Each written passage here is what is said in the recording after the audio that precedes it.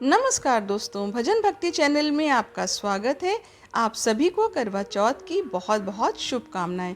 आज की वीडियो में सुनाएंगे करवा चौथ की कथा या कहानी। तो चलिए शुरू करते हैं। सबसे पहली कथा बहुत समय पहले की बात है।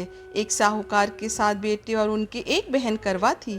सभी सातों भाई अपनी बहन से बहुत प्यार करते थे, यहाँ तक कि वे पहले उसे खाना खिलाते और बाद में स्वयं खाते थे। एक बार उनकी बहन ससुराल से मायके आई हुई थी। शाम को जब भाई अपना व्यापार व्यवसाय बंद करके घर आई तो देखा उनकी बहन बहुत ही व्याकुल थी। सभी भाई खाना खाने बैठे और अपनी बहन से भी खाने का आग्रह करने लगे, लेकिन बहन ने उन्हें बताया कि उसका आज करवा चौथ का निर्जल व्रत है, चांद निकलने पर ही वह खाना खाएगी। तब भाई सोचने लगे कि इतनी देर तक बहन भूखी रहेगी, तो उन्होंने कुछ युक्ति लगाई। एक भाई ने दिया लिया, एक भाई ने छलनी ली और एक पेड़ के पास जाकर एक तरफ होकर दिया जलाया और छलनी ढक दी और आकर कहने लगे, देखो बहन, चांद निकल गया। तब बहन जाकर अपनी भाभीयों से कहने लगी कि आओ भाभी, चांद निकल गया, अर्घ दे लो।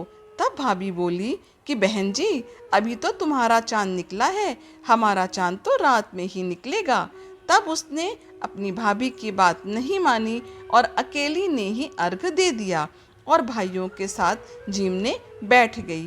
पहला निवाला खाया तो उसमें बाल आया, दूसरा उसमें से पत्थर निकला और तीसरी में से ससुराल से बुलावा आ गया। कहने लगा कि इसका पति बहुत बीमार है, इसे जल्दी भेज दो।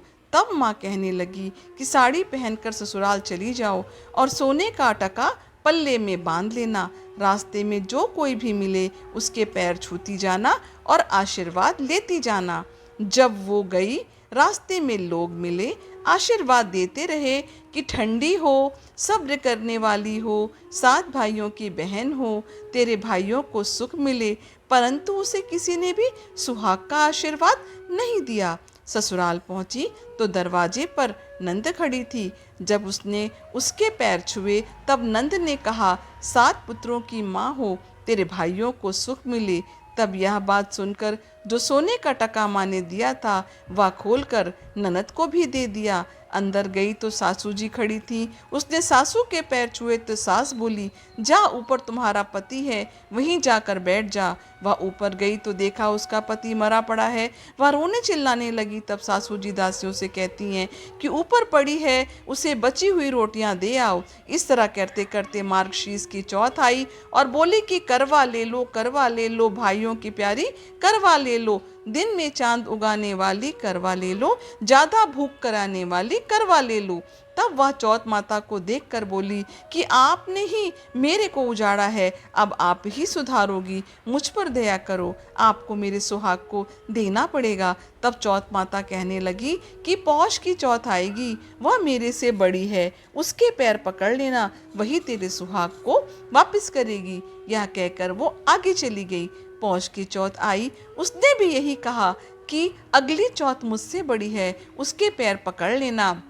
माघ की, फागुन की, चैत्र की, बैसाख की, जेठ की, आषाढ़ की, सावन की और भादों की सभी चौथ माता ने यही जवाब दिया कि अगली चौथ आएगी, मुझसे बड़ी है, उससे कह देना। अश्विन की चौथ आई तो वह पैर पकड़कर बैठ गई। तब अश्विन की चौथ ने कहा कि तेरे ऊपर तो कार्तिक की चौथ नाराज है, उसी के पैर पकड़ना, उसी को मनाना, वही तुम्हारा सुहाग वापस करेगी। तब उसके पैर पकड़कर बैठ जाना। ऐसा कहकर अश्विन की चौथ तो चली गई। बाद में कार्तिक की चौथ आई और गुस्से में बोली, भाइयों की प्यारी करवा ले ले, दिन में चांद उगाने वाली करवा ले ले, ज्यादा भूख वाली करवा ले ले। तब साहूकार की बेटी चौथ माता के पैर पकड़कर बैठ गई और जोर जोर से रोने लगी। हाथ जोड़कर बोली, हे चौथ माता, मुझे माफ कर दो, मेरा सुहाग तो आप ही के हाथों में है, आप ही को देना पड़ेगा। तब चौथ माता बोली, छोड़ पापिनी, मेरे पैर क्यों पकड़ करके बैठी है। तब वह कहने लगी कि मेरे से बिगड़ी थी, अब आप सुधार दो, अब आप मेरे को सुहाग दे दो। तब चौथ माता उसकी प्रार्थना पर खुश हो गई। आंखों से काजल निकाला, नाखूनों से मेहंदी निकाली और मांग से सिंदूर और अंगूठी खाचीटा दिया। तब उसका पति उठकर बैठ गया और कहने लगा, आज तो मैं बहुत सोया, तब वह बोली कि काहे को सोया, मेरे को तो 12 महीने हो गए, मेरे को कार्तिक की चौथ का दोष लगा था, अब उन्होंने ही मेरा सुहाग वापस किया है। तब वह बोला कि अब हमें चौथ माता का उद्मन करना चाहिए। तब उन्होंने चौथ माता का उद्मन किया, चौथ माता की कहानी कही, खूब सारा प्रसाद बनाया, दोनों पति पत्नी ने मिलकर खाया और चौपड़ खेलने लगे। नीचे से सासू जी ने दासी के हाथ रोटी भेजी तो दासी रोटी लेकर वापस आ गई और कहने लगी कि वे दोनों बैठ कर के चौपड़ खेल रहे हैं। सास तो यह सब देखकर खुश हो गई और बोली कि ऐसा कैसे हो गया। तब बहू कहने लगी, मेरे से चौथ माता नाराज थी, उन्हीं का क्रोध था, अब चौथ माता प्रसन्न हो गई हैं। और यह कहकर उसने सासू जी के पैर छुए और सारी नगरी में ढिंढोरा पिटवा दिया कि सबको चौथ का व्रत करना चाहिए। 12 चौथ करना, नहीं तो 4 करना, और नहीं तो 2 तो सबको ज़रूर करना। हे चौथ माता, जैसा साहूकार की बेटी को सुहाग दिया वैसा ही सबको देना, सब परिवार पर अपनी कृपा बनाए रखना। बोलिए चौथ माता की जय। हे श्री गणेश माँ गौरी, जिस प्रकार करवा को चिर सुहागन का वरदान आपसे मिला वैसे ही सब सुहागिनों को मिले। करवा चौथ की दूसरी कथा। धार्मिक मान्यताओं के अनुसार ये व्रत सबसे पहले शक्ति स्वरूपा देवी पार्वती ने भगवान शिव के लिए रखा था। कहते हैं इसी व्रत के प्रभाव से उन्हें अखंड सौभाग्य की प्राप्ति हुई थी। कहते हैं तभी से सुहागिन महिलाएं अपने पति की लंबी उम्र के लिए ये व्रत रख रही हैं। इस व्रत से जुड़ी एक कहानी के अनुसार एक बार देवताओं और राक्षसों के बीच भयंकर युद्ध छिड़ गया, जिसमें राक्षसों की ही जीत हो रही थी। तभी ब्रह्मदेव ने सभी देवताओं की पत्नियों को करवा चौथ का पावन व्रत रखने के लिए कहा। कहते हैं इसके बाद कार्तिक माह की कृष्ण चतुर्थी के दिन सभी देवियों ने अपने पतियों के लिए व्रत रखा, जिससे देवताओं की जीत हुई। ऐसा माना जाता है कि इसके बाद से ही इस व्रत को रखे जाने की शुरुआत हो गई थी। इसके अलावा कहा यह भी जाता है कि द्रौपदी ने भी पांडवों को कष्टों से मुक्ति दिलाने के लिए करवा चौथ का व्रत रखा था। करवा चौथ व्रत की तीसरी कथा। पौराणिक कथा के अनुसार देवी करवा अपने पति के साथ तुंगभद्रा नदी के पास रहती थी। एक दिन उनके पति नदी में स्नान करने गए थे। स्नान के समय मगरमच्छ ने देवी करवा के पति का पैर पकड़ लिया और वह उन्हें नदी में खींचने लगा। मदद के लिए पति अपनी पत्नी करवा को पुकारने लगे। पति की दर्द भरी पुकार सुनकर करवा दौड़कर नदी के पास पहुंची। पति की रक्षा के लिए करवा ने तुरंत एक कच्चा धागा लेकर मगरमच्छ को एक पेड़ से बांध दिया।